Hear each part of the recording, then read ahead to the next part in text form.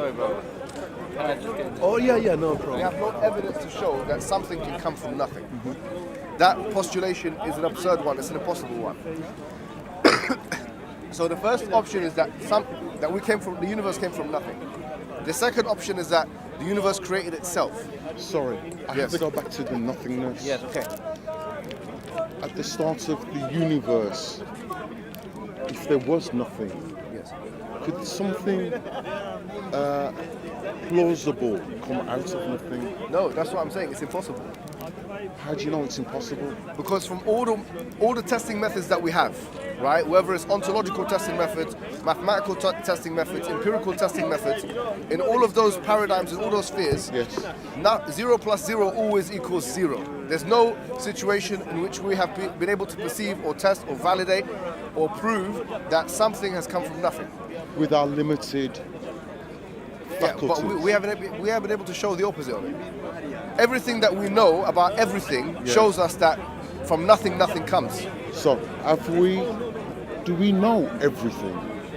No one says that we know everything. So, that's a different thing. could there be plausible recognition that it could be?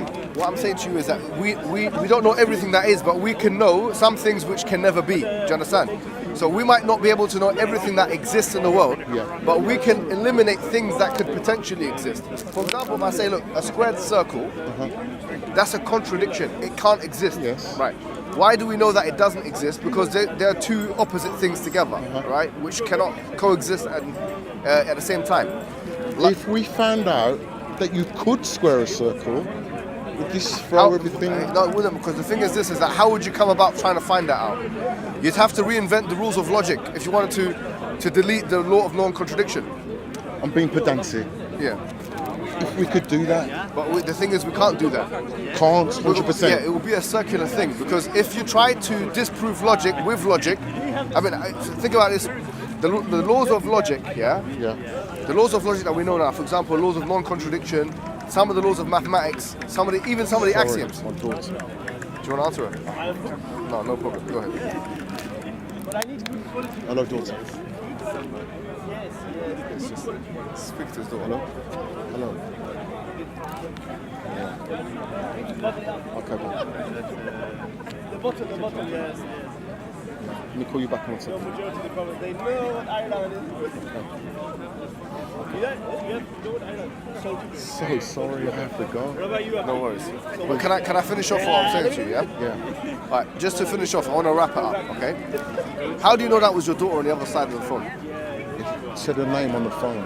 Yeah, and are you convinced that that's your daughter? I am convinced How sure are you about that? by her voice. And how did you know that that was definitely your daughter?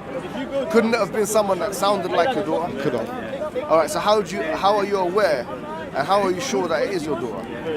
By recognizing her voice. So you employed a probabilistic type of reasoning. You Yes. said, based on the variables that I have at hand, my daughter's voice, the fact that my daughter's name appeared on the screen with the number underneath, that I'm pretty convinced. Would you say you're certain that It was your daughter? reasonable.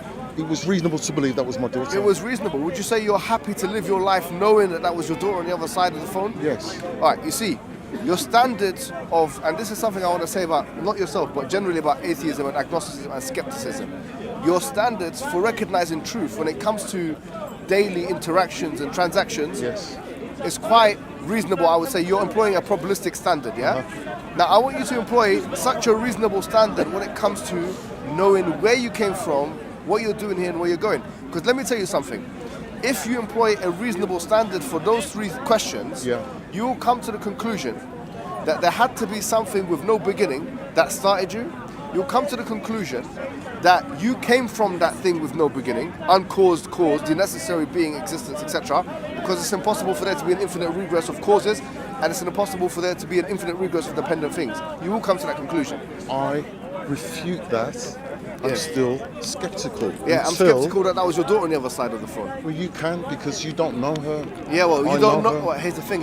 What I'm saying to you is that you need to be as consistent with your standards of truth with the ultimate questions in life which determine what you're doing here as you are in your daily transactions and dealing with, for example, getting a phone call from your daughter. I don't think so.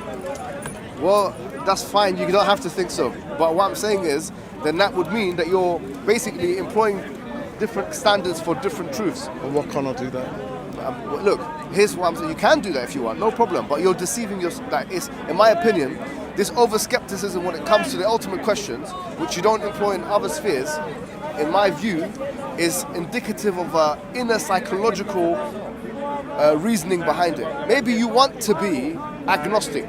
Maybe it's more of a want than something which you have philosophized or reasoned. Do you get what I'm trying to say? So what I'm saying, all I can do is use my reasonable, logical mind. And if I think that the existential question of the beginning of the universe Yes. is not there to be seen, I'm not going to hang my hat. but your daughter wasn't there to be seen. But I can hear her. No, but hold on. This is a double Can standard. I hear? Yeah, you can see the effects of the universe and you can reason. Look, that could have been someone other than your daughter. Yes. Yeah? That's quite benign to the fact of the start of the universe. But let me tell you, here's the problem, okay?